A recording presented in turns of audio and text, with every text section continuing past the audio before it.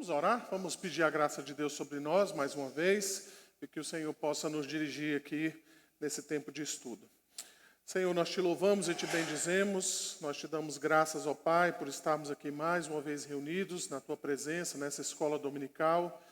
Obrigado, Senhor, por tua graça sobre as nossas vidas, por este dia que o Senhor nos deu, por este domingo que é o dia do Senhor, onde nos reservamos, ó Deus, ao teu chamado para aprendermos mais a tua palavra. Pedimos que a graça do Senhor seja sobre nossas vidas e que o Senhor nos traga, Senhor, direção, nos traga entendimento, nos traga, Senhor, sabedoria vinda do alto, para que nós possamos não só entender, mas também aplicar as verdades do Senhor para as nossas vidas. Assim nós te pedimos, agradecidos, e em nome de Jesus. Amém. Irmãos, nós estamos no mês da família, no mês de maio, né? E nós temos dedicado esse mês, como eu falei no início, né?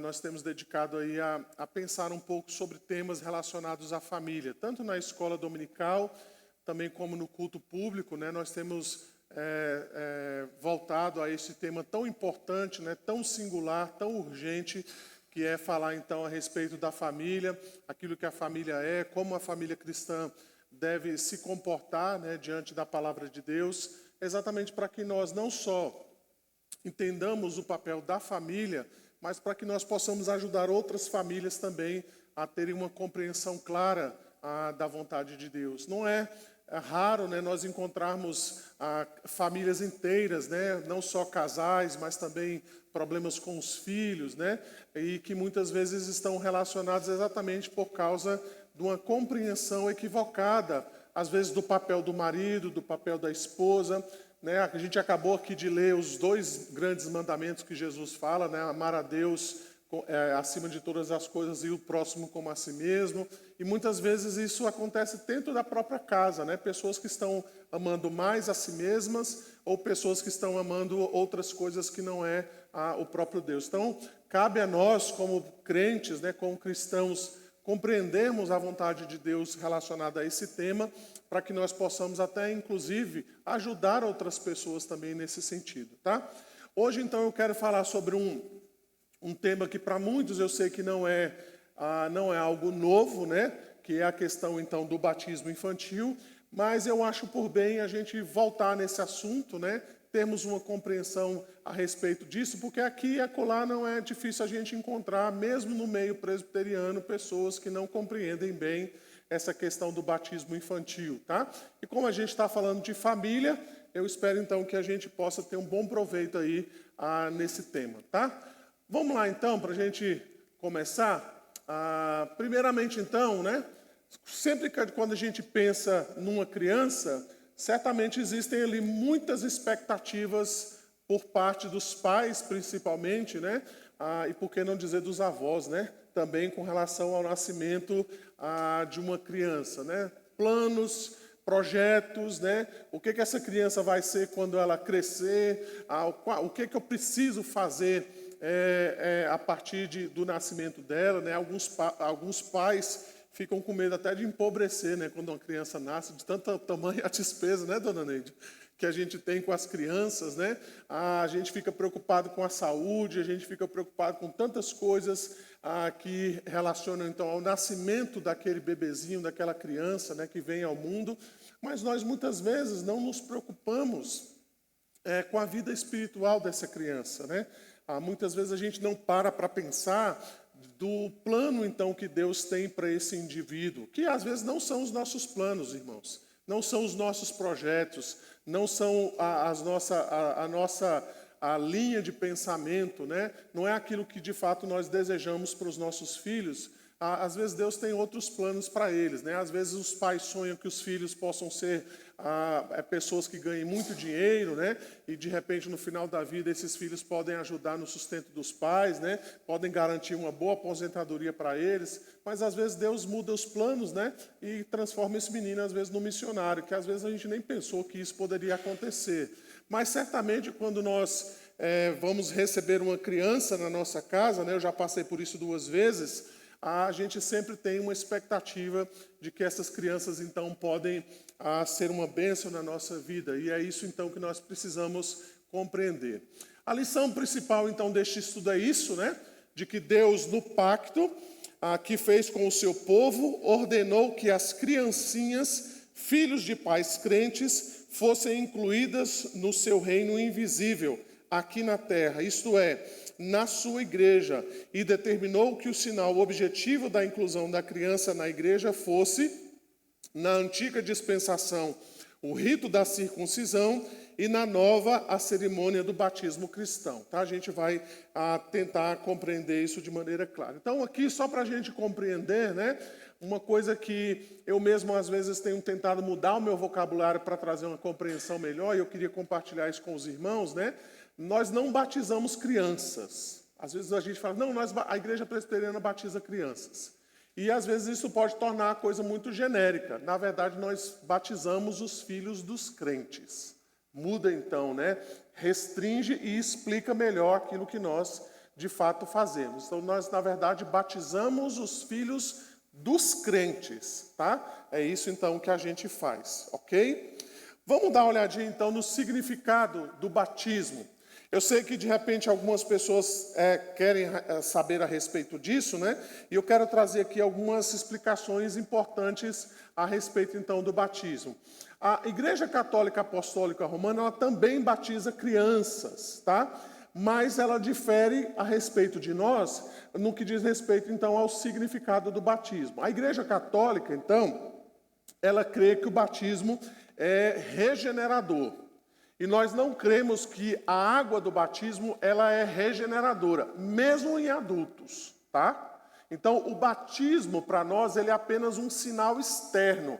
Ele é uma cerimônia externa, tá? Ele não tem poder de salvação. Então, uma pessoa que não foi batizada, por exemplo, por alguma ocasião ou por alguma circunstância, ela não teve a oportunidade de ser batizada, essa pessoa não quer dizer que ela perdeu a sua salvação. O contrário também é verdade. Não quer dizer, necessariamente, em última análise, que uma pessoa que foi batizada nas águas, né, ela, de fato, tem a sua salvação garantida simplesmente porque passou por esse ritual. Tá? Então, para nós, o batismo, seja ele de crianças ou seja ele de adultos, ele não é salvífico. A água não tem poder milagroso para tirar pecado, tá? Você é batizado, você continua pecador, né? Mesmo que você mergulhe nas águas, mesmo que seja no Rio Jordão, mesmo que seja no Rio Corrente, desce pecador e levanta o pecador, né? Ou seja, você só vai alcançar de fato a completa regeneração da vida quando nós estivermos na consumação final. Mas veja qual é o significado do batismo para a Igreja Católica Apostólica Romana, tá? Para que vocês também entendam, irmãos, que o protestantismo está bem longe do catolicismo em vários aspectos. Veja aqui, por exemplo, eu vou ler doutrina católica, catecismo católico, para que os irmãos compreendam o que eles falam sobre o batismo, né? Para que a gente compreenda que isso não é só uma questão de ensino popular. O catecismo católico, eles têm também, tá? Catecismo, no item 1213, ele diz assim: o santo batismo é o fundamento de toda a vida cristã, o portão da vida no Espírito e a porta que dá acesso aos outros sacramentos. Pelo batismo, somos libertos do pecado e regenerados como filhos de Deus. Tornamos-nos membros de Cristo e somos incorporados na igreja e tornamos participantes na sua missão. É o que ele diz aqui. O batismo pode definir-se como o sacramento da regeneração pela água e pela palavra. Então, o catecismo católico está dizendo, o batismo regenera. Tá? É isso que ele está dizendo e a gente vai entrar daqui a pouquinho na questão das crianças. Eles dizem ainda nesse catecismo a respeito das crianças. Nascidas com uma natureza humana decaída e manchada pelo pecado original, as crianças também têm necessidade do novo nascimento no batismo para serem libertas do poder das trevas e transferidas para o domínio da liberdade dos filhos de Deus, a que todos os homens são chamados. A pura gratuidade da graça da salvação é particularmente manifesta no batismo das crianças. Por isso, a igreja e os pais privariam a criança da graça inestimável de se tornar filho de Deus se não lhe conferisse o batismo pouco depois de seu nascimento. Então aqui ele está dizendo duas coisas. A primeira que ele está dizendo é que a criança nasce pecadora. Ok, a gente tem essa mesma percepção e a gente tem essa mesma compreensão segundo as Escrituras. Segundo, ele está dizendo que a criança precisa do batismo para quê? Para ser regenerada, para ser salva. Então ele está dizendo, antes da criança ser batizada, ela ainda é uma pecadora e ela é alvo do juízo de Deus. Ou seja, se essa criança morrer sem o batismo, a gente vai ler daqui a pouco, né? Ela então provavelmente está condenada à perdição completa. Qual é a condição então dessa criança ser salva? Ela precisa ser batizada. Então ele está dizendo ainda, né, que os pais, eles privam a criança, né, da graça de Deus, que embora seja gratuita, ela só pode ser aplicada na vida da criança se a criança então for batizada nas águas. Os pais que não fazem isso, eles estão privando essa criança da graça de Deus. Eles vão dizer ainda a respeito da necessidade do batismo, eles vão continuar dizendo assim, ó, desde sempre a igreja tem a firme convicção de que aqueles que sofrem a morte por causa da fé, terem recebido o batismo, são batizados pela sua morte por Cristo e com Cristo. Esse batismo de sangue, tal como o desejo do batismo ou batismo de desejo, produz os frutos de batismo, apesar de não ser sacramento. O que eles estão dizendo? Embora uma pessoa possa morrer sem o batismo, ainda que essa pessoa só deseje o batismo, né, e ela de repente morra por algum outro motivo, sem ser batizada, essa pessoa pode ser salva porque ela desejou ser batizada, mas não foi encontrada oportunidade para ela. Então eles estão reafirmando que o desejo de batizar ou batizar-se é o caminho então que você vai encontrar a salvação, tá? E eles vão dizer ainda o seguinte, olha, pelo batismo todos os pecados são perdoados, o pecado original e todos os pecados pessoais, bem como todas as penas devidas ao pecado. Com efeito, naqueles que foram regenerados, nada resta que os possa impedir de entrar no reino de Deus. Nem o pecado de Adão, nem o pecado pessoal, nem as consequências do pecado, das quais a mais grave é a separação de Deus. Então, eles estão dizendo, o batismo é importante porque o batismo, ele regenera, tá? Olha o que eles vão dizer aí, então, a respeito do que diz respeito às crianças, né? Eu vou pedir os irmãos para lerem aí para mim, por favor. Quanto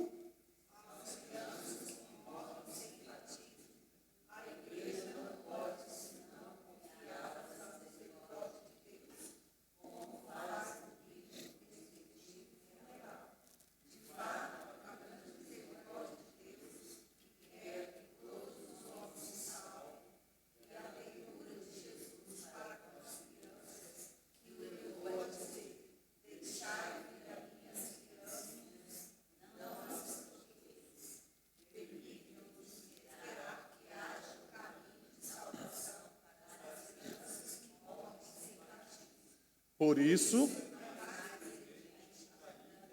o apelo da igreja a que não se impeçam as criancinhas de virem a Cristo pelo dom do santo batismo. Desculpa aí as palavras batismo, né, de facto, né, mas é porque eu copiei literalmente lá ao catecismo católico. O que eles estão querendo dizer ali, irmãos? Alguém arriscaria? Me ajuda aí me ajuda na explicação? Um de cada vez. Alguém arriscaria aí me explicar? Batismo que salva. Mas o que mais, Claudinha? O que ele está dizendo ali? Então, as crianças que não são batizadas, elas não têm necessariamente o quê? A salvação. Elas precisam, a partir de então, contar com o quê? Com a misericórdia de Deus, porque elas não foram batizadas por algum motivo, e agora elas precisam contar com a misericórdia de Deus, né? Eu não sei se os irmãos já ouviram falar, né, que a Igreja Católica, ela defende então um purgatório para crianças, né? Então, algumas crianças que não foram batizadas, elas são lançadas nesse purgatório, exatamente tentando alcançar a misericórdia de Deus. Mas o ponto aqui, a gente não vai ter tempo para explorar tudo isso, né? Mas o ponto aqui é só a gente entender qual é a posição da Igreja Católica com relação ao batismo. Não é incomum, irmãos, muitas vezes nós sermos comparados à Igreja Católica Apostólica Romana, né? Porque nós também batizamos crianças. Eu já ouvi crentes presbiterianos dizendo assim, não, eu vou lá na igreja porque vai ter o batizado de fulano de tal, né? Dentro de uma igreja presbiteriana. Nós, não é batizado, é batismo, né? É diferente, né? Até a palavra é diferente, né? Então, às vezes a gente precisa ter uma compreensão clara. Eu fui a uma igreja uma vez, uma igreja presbiteriana, em que ia haver ali um batismo de uma criança. Irmãos, por incrível que pareça, a família inteira estava de branco, inclusive a criança. Né? Eu fiquei pensando, eu fiquei curioso. Eu falei, será que esse pessoal está entendendo que o batismo é regenerador? Né? Será que está passando essa impressão? Eu, pelo menos, fiquei com essa impressão de que a família estava nesse sentido, né? Talvez entendendo que o batismo poderia talvez salvar aquela criança. Embora o batismo seja importante, a gente vai ver daqui a pouco, né? A gente precisa ter a compreensão de que o batismo, né? As águas do batismo, elas não salvam, o batismo não salva, ele é um sinal, tá? Então é importante a gente fazer essa diferenciação daquilo que nós aplicamos aos nossos filhos e daquilo que a Igreja Católica aplica lá nos filhos dos confessos, tá? Então tem essa diferenciação, ok? Vamos dar uma olhadinha, então, a quem deve ser ministrado o batismo. Então, um breve catecismo, só para que os irmãos entendam aí, né, na pergunta 95, ele vai dizer, a quem deve ser ministrado o batismo? Os irmãos, por favor.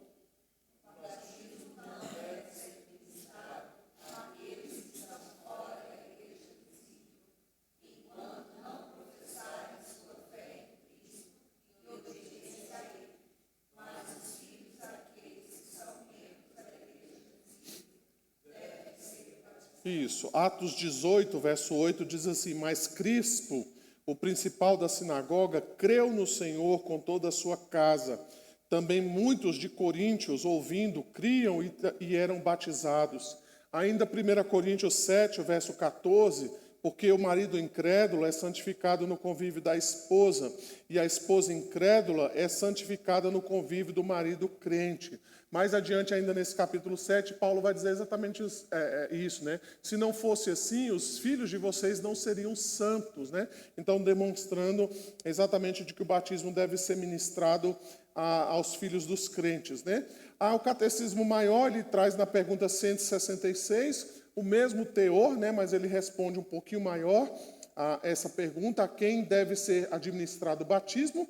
O batismo não deve ser administrado aos que estão fora da igreja visível. Por isso que eu falei, né? Nós batizamos os filhos dos crentes, né? Não é qualquer criança. E assim, estranhos aos pactos da promessa, enquanto não professarem a sua fé em Cristo e obediência a Ele. Porém, as crianças cujos pais ou um só deles professam a fé em Cristo e obediência a Ele, estão, quanto a isto, dentro do pacto e devem ser batizadas, ok? Vamos dar uma olhadinha aí no que a Bíblia fala a respeito, então, do batismo dos filhos da aliança. Vou pedir aqui a Claudinha para abrir, por favor, Ana Cláudia, Deuteronômio 29, os versos 9 a 12. Vou pedir aqui também a Carlene para abrir, por favor, Carlene, Gênesis 17, os versos 9 a 11. E também, Carlene, eu vou pedir para você ler logo em seguida os versos 23 a 26. Vou pedir que o Ariston para abrir Gênesis 21, o verso de número 4. E vou pedir ali o Anderson para ler, por favor, Anderson, Romanos, capítulo 4, os versos 11 e 12. Deuteronômio 29, os versos 9 a 12. Achou aí? Pode ler, Claudinha, por favor. Portanto, guardem e cumpram as palavras desta aliança, para que vocês prosperem em tudo o que fizerem. Hoje, todos vocês estão diante do Senhor, seu Deus, os chefes das tribos, os anciãos e os oficiais, todos os homens de Israel, as crianças, as mulheres e os estrangeiros que se encontram no arraial, desde o rachador de lenha até o tirador de água, para que entrem na aliança do Senhor, seu Deus, e no juramento que hoje o Senhor, seu Deus, está fazendo com vocês. Isso, tá? Então veja aí que a gente vai perceber em alguns outros textos que esse sinal da aliança, então, se dava através da circuncisão. Veja lá, Gênesis 17, os versos 9 a 11. Disse mais Deus a Abraão: guardarás a minha aliança, tu e a tua descendência, no decurso das suas gerações. Esta é a minha aliança, que guardareis entre mim e vós e a tua descendência. Todo macho entre vós será circuncidado. Circuncidareis a carne do vosso prepúcio. Será isso por sinal de aliança entre mim e vós. Isso, ainda os versos 23 a 26, Carlene, por favor.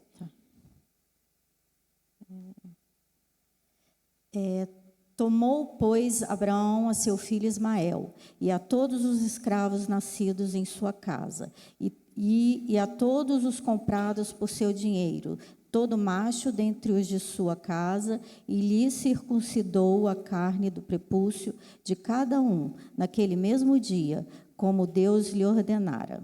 Isso, tá? Então, o sinal da aliança era a circuncisão, né? Então, lembra quando Davi foi enfrentar Golias? E ele falou lá umas palavras duras com Golias. O que ele chamou Golias de quê? Vocês lembram? Isso é um incircunciso, né? Ou seja, você não faz parte da aliança de Deus. Então, por isso que você está afrontando o povo de Deus, ser um incircunciso, né? Você, então, está fora da promessa, né? Daquilo que Deus estabeleceu para o seu povo. Gênesis 21, verso 4. Abraão circuncidou a seu filho Isaque quando este era de 8 dias, segundo Deus lhe havia ordenado. Isso, tá? Além disso, Romanos, capítulo 4, os versos 11 a 12.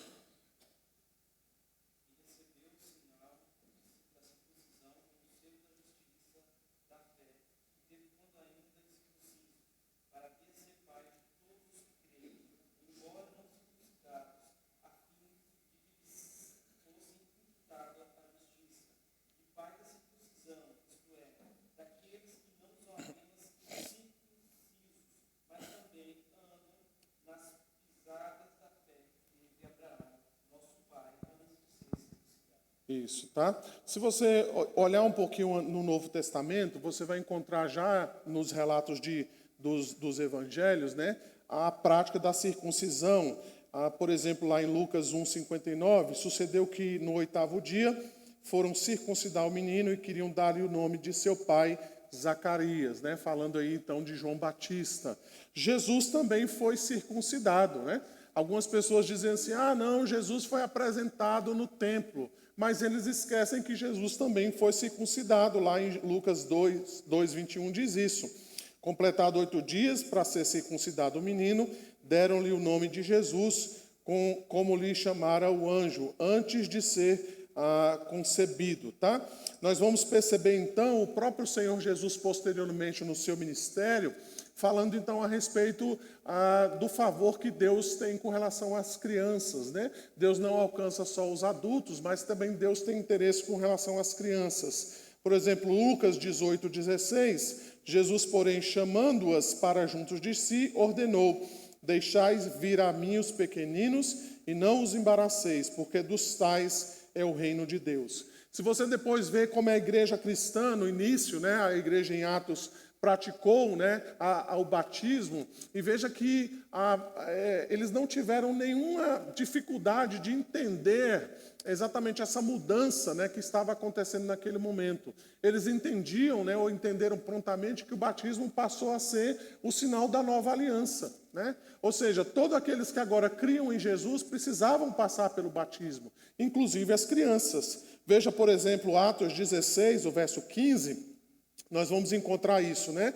Depois de ser batizada, ela e toda a sua casa nos rogou, dizendo: se julgais que eu sou fiel ao Senhor, entrai em minha casa e aí ficai. E nos constrangeu a isso. Atos 18, verso 8, nós já lemos aquele caso de Crispo, né? Que era o principal da sinagoga, que ele e toda a sua casa também foi batizada. Paulo vai relatar naquela confusão lá de 1 Coríntios, né, em que os membros estavam dizendo assim: não, eu sou de Apolo, eu sou de Cefas, e aquela confusão toda porque eles achavam que essas pessoas que tinham sido os batizadores deles, que eram seus líderes espirituais, e que eles só deviam submissão a eles. Paulo, então, vai citar exatamente isso, né? Ele diz assim no verso 16 de 1 Coríntios 1, batizei também a casa de Estéfanas, além deste, não me lembro se batizei algum outro, tá? O próprio apóstolo Paulo vai mencionar que ele foi circuncidado ao 8º dia, lá em Filipenses capítulo 3. Nós vamos encontrar as promessas, então, de Deus no Novo Testamento se cumprirem através de Abraão, e essas promessas, então, têm a ver exatamente com essa circuncisão, que agora, então, é representada pelo batismo, né? Por exemplo, Gálatas 3 vai dizer o seguinte: ora, as promessas foram feitas a Abraão e ao seu descendente. Não diz, e aos descendentes, como se falando de muitos, porém como de um só, e ao teu descendente, que é Cristo. E digo isto, uma aliança já anteriormente confirmada por Deus, a lei, que veio 430 anos depois, não a pode abrogar, de forma que venha a desfazer a promessa. Porque se a herança provém da lei, já não decorre de promessa, mas foi pela promessa que Deus a concedeu gratuitamente a Abraão. Então, o que Paulo está dizendo em Gálatas? As promessas feitas a Abraão se cumprem em Cristo, né? Então, todas essas promessas dizem respeito ao cumprimento que nós encontramos em Cristo Jesus. E o ponto é, se as promessas feitas a Abraão incluíam as crianças, por que ela vai ser tirada em Cristo? Por que Cristo tiraria, então, as crianças, se as promessas feitas a Abraão incluíam, então, esses pequeninos? Certamente, em Cristo, essas crianças também são incluídas, tá? É isso que o apóstolo Paulo está colocando aqui para nós. Vamos falar sobre alguns motivos, então, pelos quais nós devemos batizar os nossos filhos, tá? Eu selecionei aqui alguns motivos. Primeiro, por causa do próprio mandamento de Cristo. Ide, portanto, fazei discípulos de todas as nações. Então, certamente esse mandamento deve incluir famílias inteiras. Jesus não está dizendo, ide por todo mundo e fazei discípulos adultos. Ele está dizendo, ide por todo mundo e fazei discípulos, né? E isso provavelmente incluiria as crianças. Segundo, na base da aliança. Ou seja, para ser o teu Deus e da tua descendência, a promessa lá de Gênesis 17, 7. E vocês lembram, né, que quando Pedro se levanta lá em Pentecostes, ele vai dizer exatamente isso. Pois para vós é essa promessa, para vossos filhos e para quantos ainda estão longe.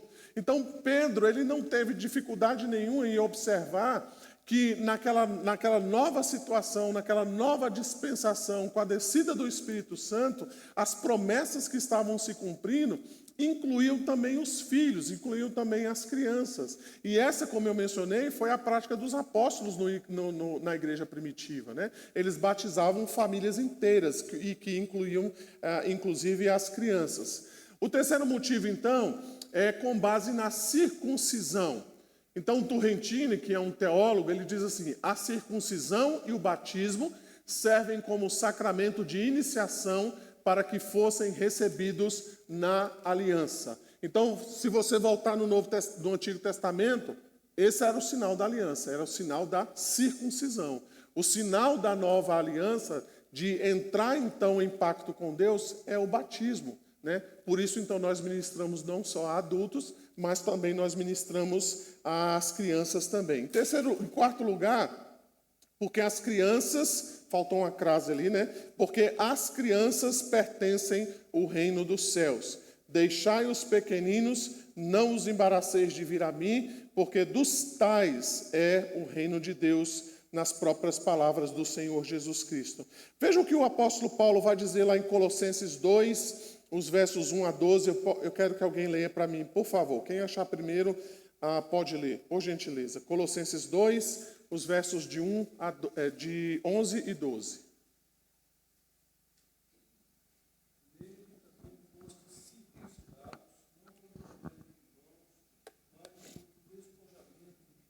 Carne, que é a circuncisão de Cristo, tendo sido sepultados juntamente com ele no batismo, no qual igualmente fostes ressuscitados mediante a fé no poder de Deus que o ressuscitou dentre os mortos. Isso, então o apóstolo Paulo, chama aí da circuncisão de Cristo, Então perceba que o apóstolo Paulo, ele não tem dificuldade aqui de usar uma linguagem que nós chamaríamos de uma linguagem do Antigo Testamento, para aplicá-la àquilo que acontece no Novo Testamento, que é o batismo.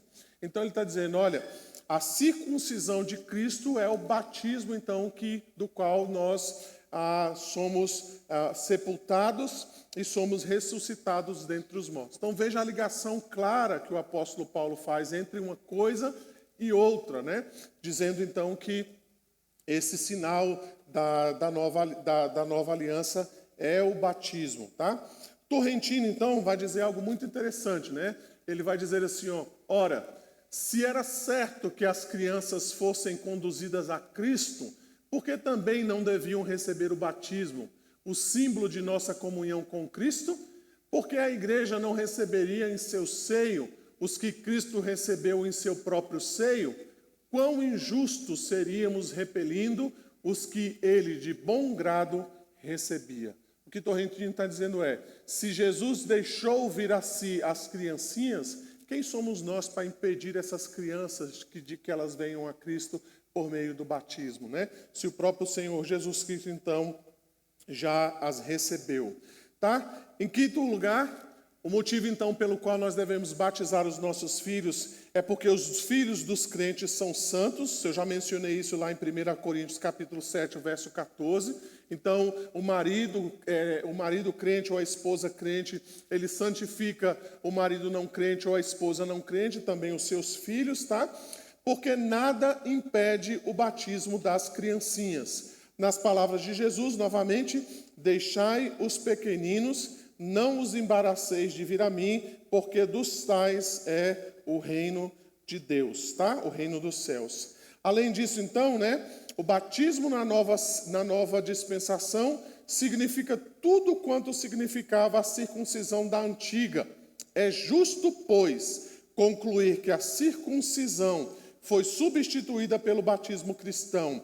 Em nenhuma parte do Novo Testamento encontramos qualquer passagem que exclua as crianças da igreja de Deus.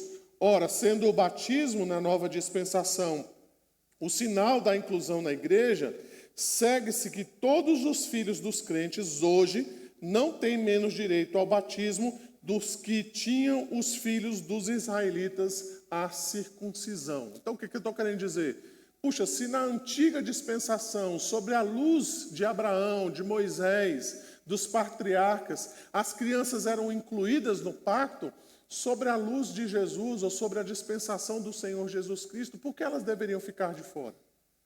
Por que elas deveriam, então, ser excluídas?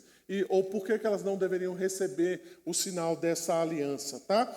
O pastor Charlie Hodge, ele vai dizer o seguinte, portanto, as crianças estavam incluídas no pacto da graça, como revelado sobre a antiga dispensação, e, consequentemente, eram membros da igreja como esta, então se constituía. Aos olhos de Deus, pais e filhos são unos. Os primeiros são os representantes autorizados dos últimos. Agem por eles, contraem obrigações em nome deles. Se um homem se unia à comunidade de Israel, ele assegurava para os seus filhos os benefícios da teocracia, a menos que renunciasse a eles voluntariamente. E assim, quando um crente adota o pacto da graça, traz seus filhos para dentro desse pacto, no sentido em que Deus promete dar-lhes, em sua própria e oportuna ocasião, todos os benefícios da redenção, contanto que não renunciem voluntariamente aos seus compromissos batismais. Então, o que Rod está dizendo é: o pai crente deve assumir obrigações aos seus filhos e garantir a eles as bênçãos do Evangelho por meio da graça de Deus, tá? Então, nós devemos ter esse dever de apresentar os nossos filhos diante do Senhor, tá? Quando os crentes adultos e batizados apresentam seus filhos para receberem o mesmo sacramento, afirmam eles a sua fé em Cristo e confirmam a aliança que fizeram com Deus, que prometeu ser o seu Deus e o Deus dos seus filhos. A promessa é para vós e para vossos filhos, ensina o apóstolo Pedro, tá? Conforme eu mencionei lá em Atos capítulo 2, tá? Além disso, aqui, usando as palavras de Calvino, ele vai dizer: porque se o pacto permanece firme e fixo aos filhos dos cristãos, ele vale não menos hoje que sobre o Antigo Testamento valia as crianças dos judeus. Com efeito, se são participantes da coisa significada, por que serão privados do sinal? O que Calvino está dizendo? Se as crianças participam da igreja, se os pais trazem ela para a igreja, se os pais então deixam as crianças se envolverem na igreja, se a gente tem o CP, Ministério Infantil, se nós temos todo um trabalho com as crianças, porque nós cremos que as crianças precisam receber o Evangelho, por que nós vamos privar essas crianças do batismo? Por que nós vamos deixá-las de fora? É isso que Calvino está dizendo. Ele vai dizer: se tomam posse da verdade, por que serão excluídos da representação? Ou seja, se nós queremos que os nossos filhos sejam crentes, a primeira coisa que então nós devemos fazer é batizá-los, né? É colocá-los então debaixo dessa aliança que nós fomos chamados por Deus, tá? Algumas afirmações aqui então finais para a gente partir aqui para algumas perguntas. Primeiro, Deus fez com o seu povo uma aliança, na qual determinou que os filhos dos crentes fossem recebidos como membros da sua igreja visível por meio de uma ordenança solene, que no Antigo Testamento se chamava circuncisão e no Novo denomina-se batismo cristão, tá? Além disso, nós podemos afirmar o seguinte: as Escrituras Sagradas afirmam que os filhos dos crentes são uma semente santa, cordeirinhos do rebanho de Cristo, membros do seu reino, santos e herdeiros das promessas feitas ao nosso pai espiritual Abraão. Assim, eles devem ser incluídos no rol dos remidos do Senhor e têm por isso mesmo o direito ao sinal externo que representa todas essas preciosas realidades, o batismo cristão, tá? E por fim, então, nós podemos afirmar a história do povo de Deus, tanto no Antigo Testamento como no Novo, e também a da igreja primitiva, demonstra que as crianças eram recebidas como membros infantis da igreja de Deus e recebiam o sinal visível desta inclusão na comunidade dos santos. Então, o sinal na antiga dispensação, novamente, vale a pena mencionar, era a circuncisão, e o sinal na nova dispensação, no Novo Testamento, é o batismo, tá? E por fim, então, finalmente, né? Agora sim a gente pode concluir. Os que uma vez foram filhos de Abraão por nascimento devem dar a seus filhos o sinal e o selo do Evangelho. Devem orar para que os seus filhos venham a compreender e crer no Evangelho que é tão caro aos seus pais, tá? Então veja a importância de nós compreendermos, irmãos, de maneira clara, que nós temos este dever de apresentar os nossos filhos ao batismo, porque entendemos de que o batismo é o sinal da nova aliança, né? O batismo, então, é essa coisa que significa a nossa entrada no pacto com Deus. Ele demonstra, então, a aliança que Deus faz conosco. E essa aliança, então, deve ser estendida aos nossos filhos, né? Devem ser estendida àqueles que Deus colocou sobre a nossa guarda. É tão ruim, né? É tão triste quando nós percebemos que alguns pais cristãos, né, presbiterianos inclusive, eles se recusam, né, de maneira injustificada a apresentar os seus filhos ao batismo, né? E por detrás disso, certamente, pode haver exatamente a não compreensão clara, né, de que a doutrina do pacto, a doutrina da aliança inclui os nossos filhos e que eles devem então ser apresentados a Deus no batismo, ok? Irmãos, perguntas aí que os irmãos queiram fazer? Algum questionamento? Eliane e Ariston. E Ana Josina também já está na fila. Pastor, eu não lembro, qual é a justificativa das igrejas cristãs e reformadas, né, que não batizam crianças? Tem a questão que eles chamam de credobatismos, né? Que você só pode batizar pessoas que fazem uma confissão pública, ou seja, uma pessoa que é capaz de responder com fé às proposições que são feitas, né? A mesma coisa que a gente faz aqui na profissão de fé de adultos. Então eles dizem, como a criança não tem condições de fazer essa profissão de fé, né, de responder a isso, então não deve se batizar criança. É por isso que batista, por exemplo, não batiza criança, né? Eles só batizam pessoas que fazem essa profissão de fé, né? A grande questão aí, volto a dizer, isso não é uma garantia, porque mesmo um adulto fazendo uma profissão de fé e batizando, né, não quer dizer que no final das contas essa fé vai se confirmar naquele indivíduo. É a mesma discussão que tem com relação ao batismo por aspersão e ao batismo por imersão. Alguns dizem assim, tem que ser por imersão, porque tem um significado, né? Quando você coloca o indivíduo então na água batismal, né? Quando você deita ele ali, né? Então ele está morrendo ali e para ressurgir como um novo homem. Isso também não garante absolutamente nada, né? Porque às vezes o indivíduo vai ser mergulhado ali, mas a gente não sabe de fato se aquela fé vai se confirmar no final das contas, né? Por isso que o batismo, irmãos, ele é apenas um sinal externo, né?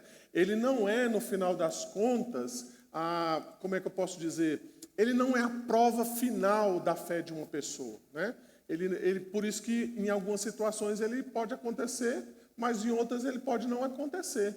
Tem pessoas que podem ser batizadas, né, têm a oportunidade de serem batizadas, mas outras não vão ter essa oportunidade, né? Haja visto o próprio ladrão da cruz, né? Outras pessoas que por algum motivo não conseguiram ser batizadas, pessoas que podem receber a Cristo no leito de morte, né? Como é que você vai tirar aquele indivíduo lá da cama para ele ser batizado por imersão, né? Não tem como. E eu conheço uma história em que o pastor recusou-se a fazer o batismo por aspersão nessa pessoa, né? Porque ele era um imersionista, né? Então ele falou, não, você vai morrer sem o batismo, né? E ele se recusou a batizar a pessoa, porque a pessoa estava no leito de morte, não tinha como mais sair, e ele se recusou a fazer o batismo por aspersão, né? Então veja, é apenas um sinal externo, né? O batismo não é salvífico, ele não garante a nossa salvação, embora ele seja ordenado por Cristo, mas como um sinal dessa nova aliança. Ariston. Pastor, então, sobre esse argumento de que a circuncisão ela era o sinal externo do pacto na antiga aliança e na nova seria o batismo, e lá criança era circuncidada ao 8º dia, era circuncidada. Então, agora... aí, assim, eu só acho que enfraquece esse argumento. Por que motivo Jesus, então, precisaria ser batizado?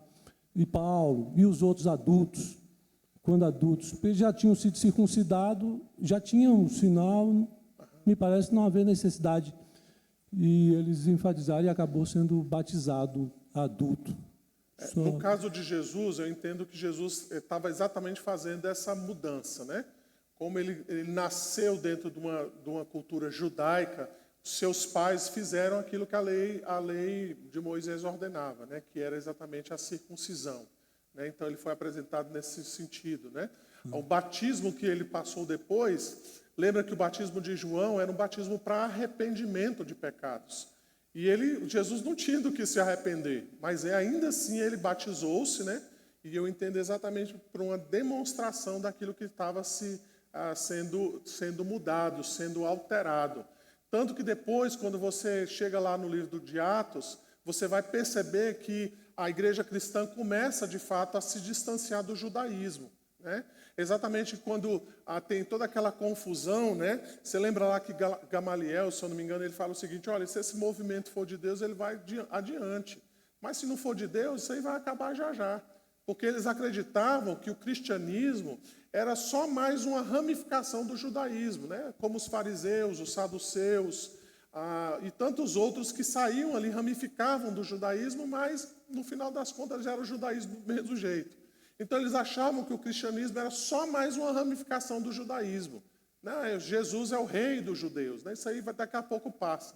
Mas eles perceberam então que a coisa foi muito mais séria, e o cristianismo inclusive se distanciou do judaísmo, né? E para mim a questão que, vamos dizer assim, foi uma dos divisores de águas, foi exatamente lá o concílio de Jerusalém, lá em Atos capítulo 15, né? Quando os apóstolos disseram: e aí, como é que a gente vai fazer? Né? Eles precisam guardar a lei de Moisés ou não, né? Gentios estão se convertendo, e o que a gente vai fazer com esse pessoal? Né? Eles precisam ser circuncidados, eles precisam observar a lei de Moisés. E aí os apóstolos chegaram à conclusão que não, eles não precisam ser circuncidados.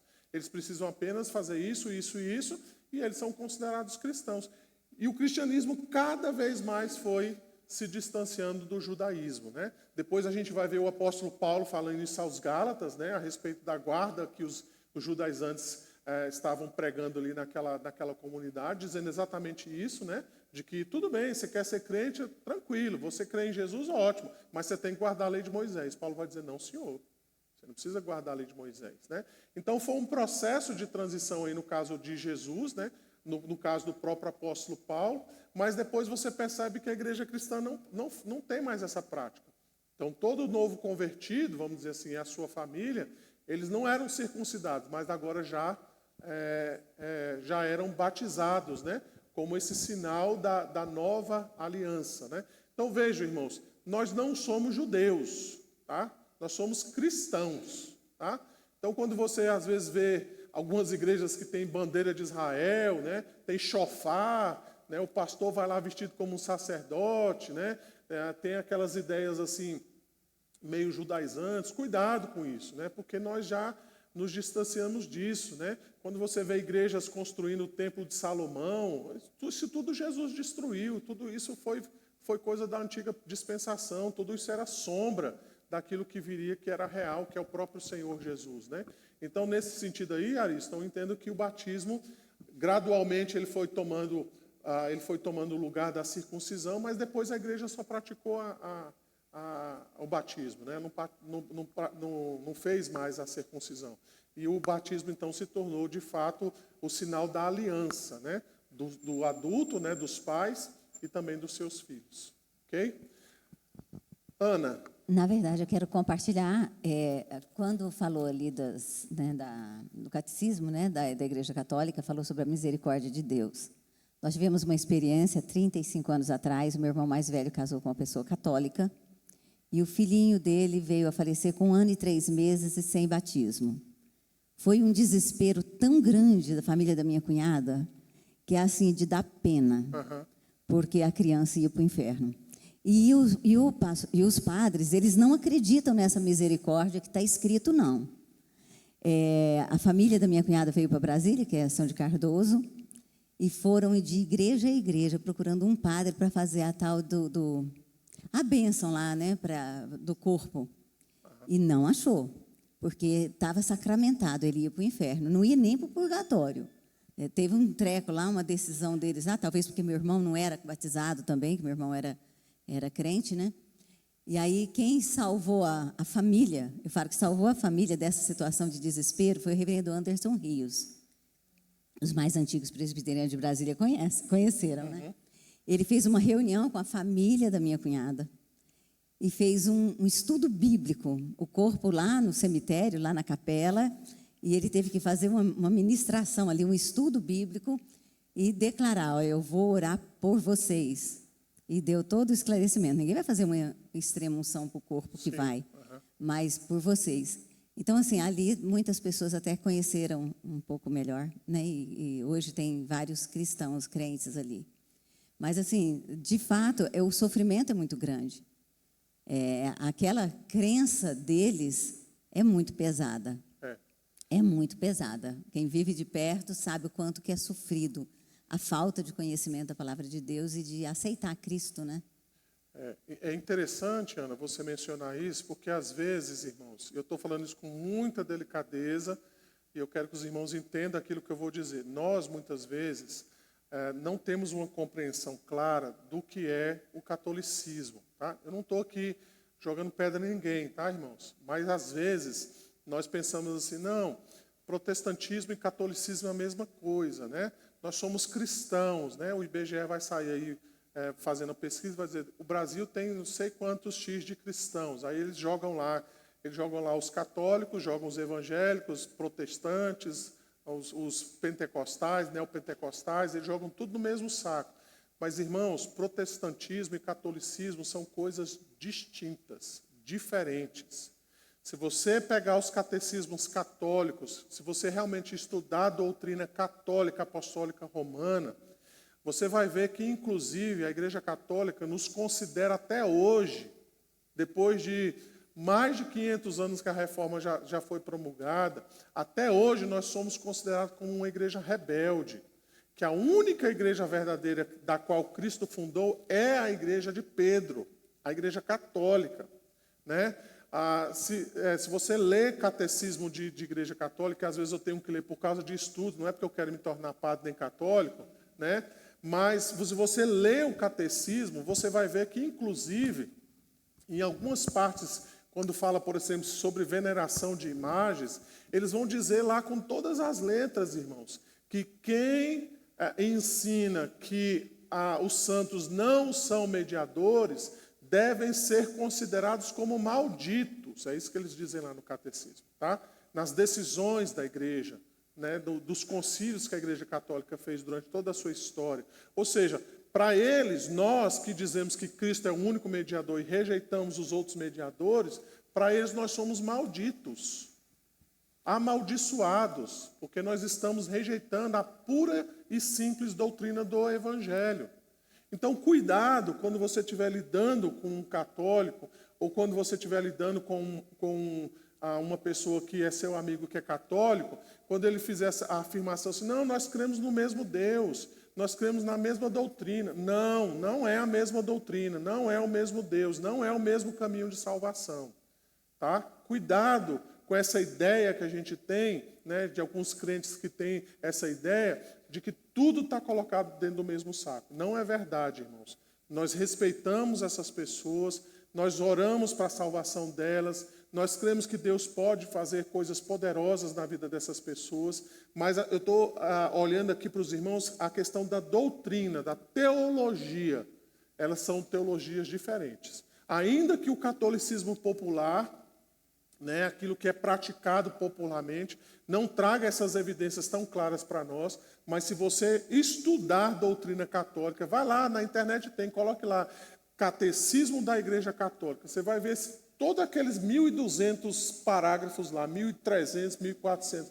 Tira um tempo lá para você ver e você vai ver o que eles pensam a respeito de cada um dos pontos das doutrinas diversas, a respeito da veneração de Maria, disso do batismo infantil, do culto às imagens, o que eles pensam a respeito dos protestantes. Você vai ver tudo isso lá. E você vai perceber a questão, o que eles pensam das tradições, da questão da Bíblia, o que é a autoridade bíblica para ele, qual é a comparação que eles fazem com as tradições. Aí você vai poder dizer assim, pastor, agora eu entendo o que é teologia católica. Né? Por quê? Porque às vezes a gente não percebe o quanto isso é perigoso e o quanto isso, de fato, faz diferença na vida das pessoas. Então, não pense, novamente, não pense que protestante e católico é a mesma coisa. Tá? Estão debaixo do mesmo guarda-chuva. Tá bom? Alguém mais quer fazer perguntas? Ana Angélica lá no fundo e a Ivânia aqui, por favor. Ivânia Gouveia.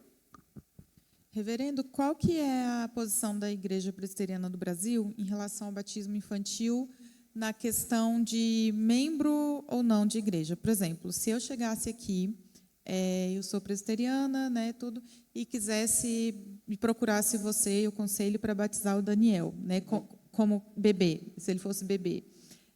A igreja presbiteriana do Brasil exige que eu seja membro dessa igreja, ou vocês conversariam com o conselho para eu fazer e aceitariam fazer o batismo do Daniel, já que eu estou procurando a igreja para fazer o batismo? Mas aí, no caso, você já é membro de uma igreja presbiteriana, não? Sim, eu sou membro de alguma igreja. Em outro lugar? Ou eu não sou membro, eu sou presbiteriana e, no momento, eu estou sem frequentar alguma igreja, mas eu quero batizar o Daniel. Não sou membro, ou porque, por exemplo, o Felipe é ateu, alguma coisa nesse sentido, que foi só o caso, né, na época, assim, quando o Daniel era bebê.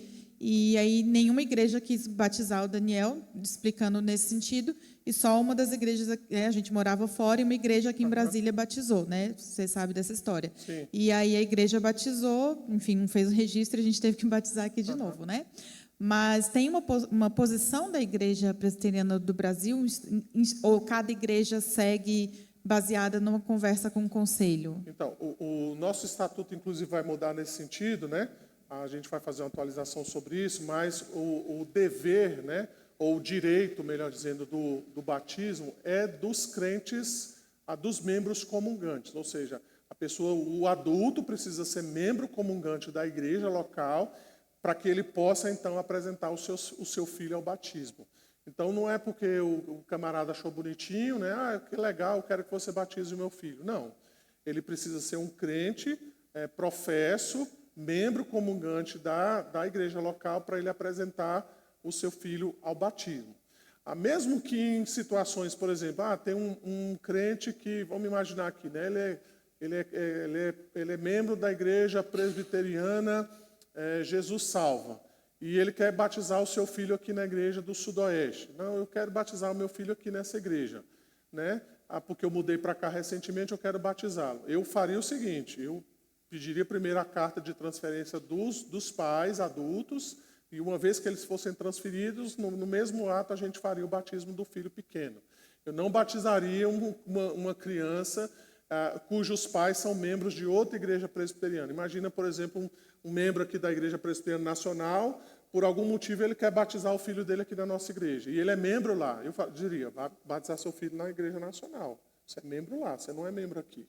Né? Ainda que seja uma igreja presbiteriana, seja uma igreja federada, né? Seja a mesma igreja, mesma denominação, eu entendo que ele tem que batizar o filho dele onde ele é membro comungante. Tá? Então, esse é o ponto. Não sei se eu respondi tudo que você perguntou. Mas, assim, se, por exemplo, a pessoa não estiver frequentando nenhuma igreja, mas ela for presbiteriana, ela crê tudo, e aí, por algum motivo, o marido não deixa frequentar, alguma coisa assim, mas eu quero fazer o batismo, apresentar a minha criança. Existe alguma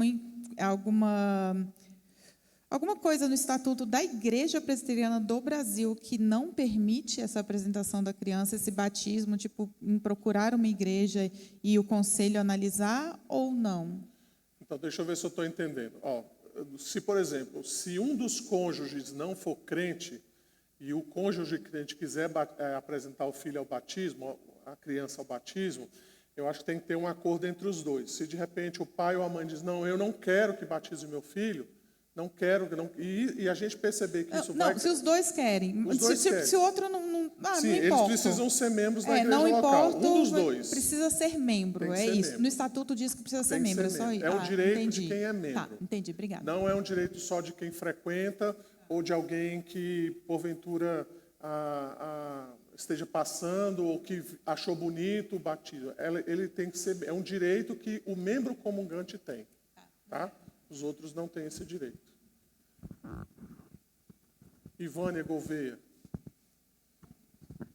É só uma pergunta mesmo, pastor. Do ponto de vista prático, nesse caso, é até um segmento da própria pergunta da Ana Angélica. O membro comungante, ele tem o direito de... É direito, né? Não é um dever. Né? Ele tem o direito de batizar os seus filhos. Até que idade isso é aceito? É só criança ou são os seus filhos? Em Atos, por exemplo, toda a família, né, era batizada. Qual que é essa, do ponto de vista prático, para a igreja presbiteriana? Hoje a prática que eu adoto é a seguinte: eu penso que até por volta de 12 anos é possível a gente fazer o batismo infantil. Se uma família vier e de repente um dos filhos já estiver na faixa aí de 12 anos, 11, 12 anos, eu preferiria esperar essa criança e de repente conversar com os pais a respeito da possibilidade dela já fazer uma classe de catecúmenos, que aí ela já faz a profissão de fé e aí ela também já é batizada já fazendo a profissão de fé. E às vezes acontece isso, né? Então, às vezes a criança já está nessa idade de 12 anos, então a gente faz isso. Às vezes, mesmo com 12 anos, a criança não quer fazer. Não quero fazer, eu não quero fazer classe de catecúmenos agora. Às vezes, conversa com os pais vão nesse segmento. Não, pastor, deixa isso um pouquinho mais adiante, vamos esperar mais um pouco. Então, a gente faz o batismo infantil, o batismo infantil até 18 anos, né? A gente considera como um batismo infantil. Tá? Mas o ideal é que a partir de 11, 12 anos, a gente já trabalhe com essa criança, tá? Para que ela faça a profissão de fé. Às vezes isso pode ser menos. Pode ser que tem crianças com 7, 8 anos que ela pode ter uma compreensão muito clara a respeito das doutrinas do Evangelho. E eu não vejo dificuldade de a gente partir para uma classe de catecúmenos, né? Obviamente, levando em consideração a própria idade da criança, para ver se a gente ela consegue compreender de maneira clara aquilo que é proposto, e aí ela fazer a profissão de fé dela, né? São casos excepcionais, né? São casos particulares, né? Extraordinários, que de repente pode haver crianças pequenas mesmo, 7, 8 anos, que conseguem fazer uma classe de novos membros. Mas geralmente é isso, 12, até 12. Mas isso é definido mesmo? Não é definido. Isso é só... É assim não é algo uma obrigatório. Ideia, né? Uhum. Uma ideia. Né? A família convertida, quer dizer, a marido e mulher convertidos, por exemplo, se quiserem batizar todos os seus filhos menores de 18, ele consegue batizar todos? Consegue todos. Todos são o que a nossa Constituição chama de menores sob sua guarda. Tá? E, às vezes, esses menores sob sua guarda não quer dizer necessariamente que seja um filho, pode ser um neto que está sob sua guarda. É um menor que está sob sua guarda. Se você conseguir comprovar que essa criança mora com você, se ela depende financeiramente de você, que você tem com ela uma relação de filho, por algum motivo, a mãe abandonou, algum motivo que levou essa criança a ficar com você, e você pode até mesmo ter a guarda judicial dela, né? Não precisa nem ter a guarda judicial, né, para comprovar isso, mas se você comprovar que essa criança vive sob sua guarda, você consegue, mesmo sendo a avó ou avô, você consegue apresentar essa criança ao batismo. Ok, obrigado. Tá? Mais alguma pergunta, irmãos, sobre esse assunto? Sim, presbítero Geraldo, diga.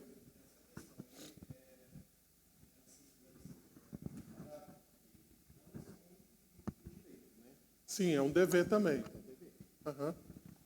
É um dever também. O nosso estatuto fala sobre isso, né? Está bem claro isso no estatuto da igreja e na Constituição da igreja. O membro, seu filho deve ser apresentado daqui. Isso. Se há alguma questão, tem que ser trabalhado. Isso. Por isso que eu falei no início, né? Assim, no finalzinho aqui da nossa aula.